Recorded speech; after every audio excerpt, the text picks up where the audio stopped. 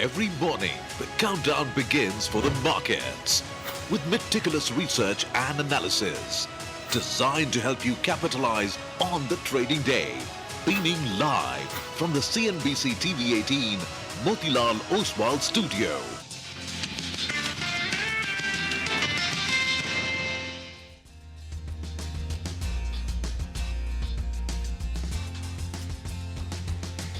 Good morning, hello and welcome to Bazaar Morning Call. We're coming to you as always from the CNBC TV 18 Motilal Oswal studios, back after a weekend that's had a lot of hectic trade conversations right here in the Asian region. We'll talk about that and more.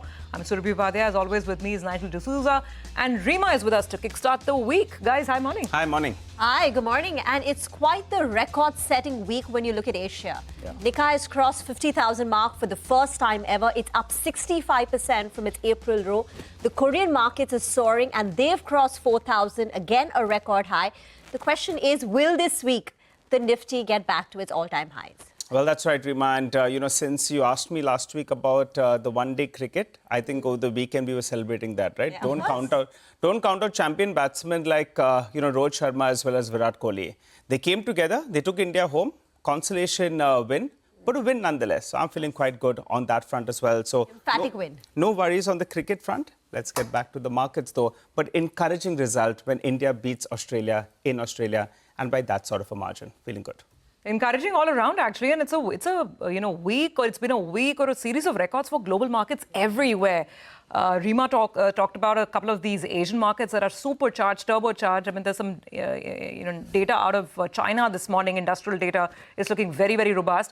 But even if you go back to what Wall Street was doing on Friday, well, it's records galore.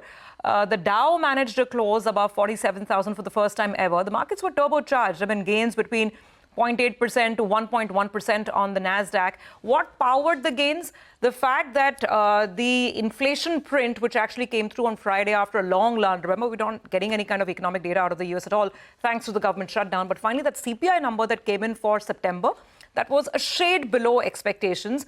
So it's keeping the market very, very excited about the possibility of a rate cut as soon as this week itself. So let's quickly run through the numbers and what the US CPI print actually told us. CPI is up 0.3% month on month. It's up 3% year on year, which was, as I said, slightly lower than estimates. And even core CPI was up just 0.2%. The expectation was a 0.3% rise. And that's what got the market super excited. So we saw equities move higher, not too much of a move actually in bonds. The 10-year yield has been very, very ranged around that 4% handle, and that did not change much on Friday. The dollar also little changed. The prospects are that the Fed will deliver a 25 basis points rate cut as soon as this week itself. If you go by the Fed watch tool, then the probability of that 25 basis points cut is as high as 98 to 99%. So that's what we're looking at with respect to the Fed. Now let's talk trade. And all of those conversations are stemming from the ASEAN meet that happened in Malaysia. So first things first, it seems that U.S. Treasury Secretary Scott Bessent, as well as the trade representative Jameson Greer, they've managed to thrash out contours of a deal between China and the U.S. And this framework should keep those 100% additional tariffs at bay that the U.S. president was threatening to levy starting November 1. And it should keep the supply of rare earth and other critical minerals and metals also going to the U.S. And in fact, Scott Bessent referred to this, saying that I think we have a very successful framework for the leaders to discuss on Thursday. Let's actually listen in to the U.S. Treasury Secretary talking about this all-important meeting. Remember, President Trump and President Xi are set to meet on Thursday this week. This was the fifth meeting that I've had with my Chinese counterpart, the Vice Premier, Hu Lifeng, and we covered a wide range of issues, and I think we've reached a substantial framework for the two leaders who will meet in Korea next Thursday.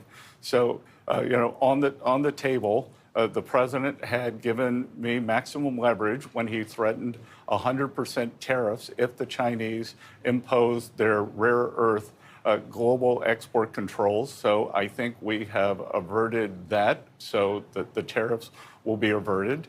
And we have a regular quarterly meeting with the Chinese. It was scheduled for November 10th or before November 10th. I don't think we will have to have that. So we have been rolling the tariffs quarterly.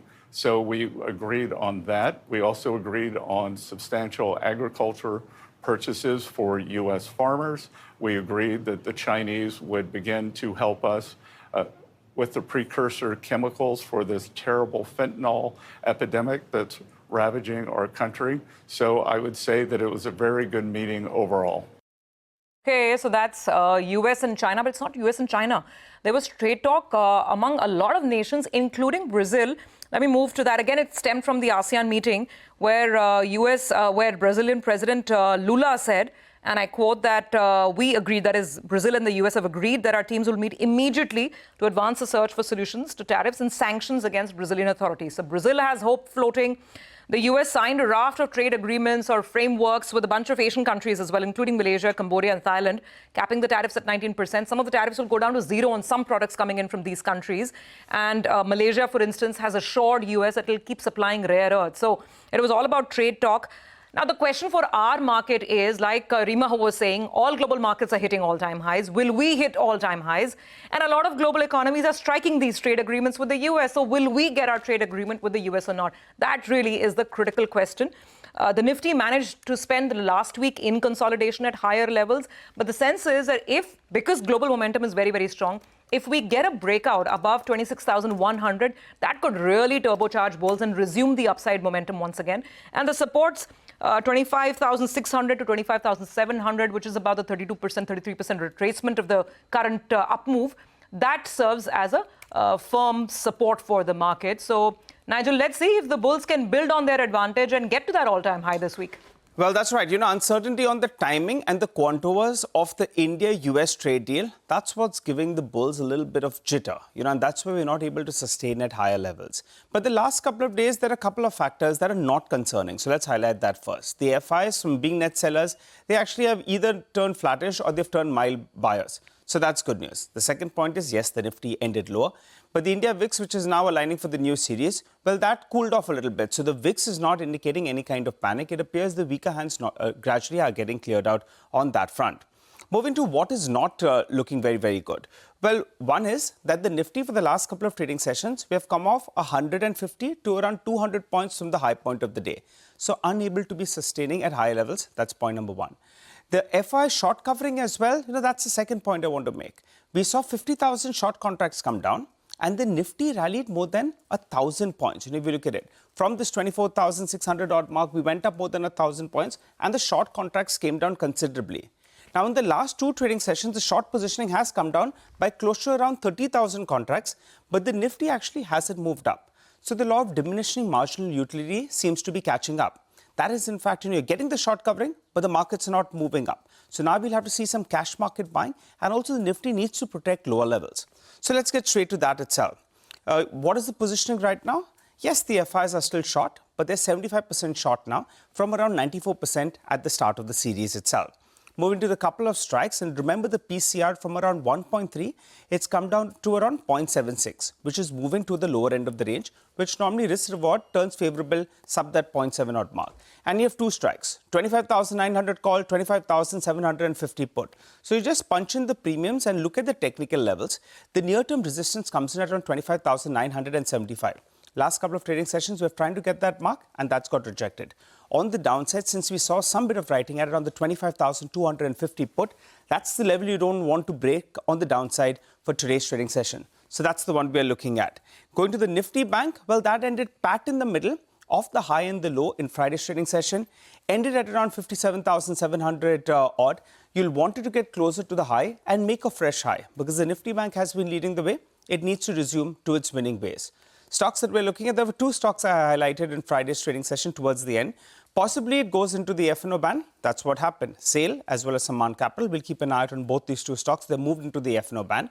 And if you look at it in index, since the commentary coming out with regard to the US-China trade talks, there's some industrial data, there's hope of, the industry, the economy on the whole getting some kind of stimulus, the metal index will continue to remain on my radar. So I'll keep an eye out on that index as well. That is the tailwind driving all Asian markets higher. And adding to the cheer on China today is China's industrial profits data. Data is just out. Profits have gone up by 21.6% in September, the biggest jump in nearly 2 years. And this follows an August print of more than 20% on a year-on-year basis.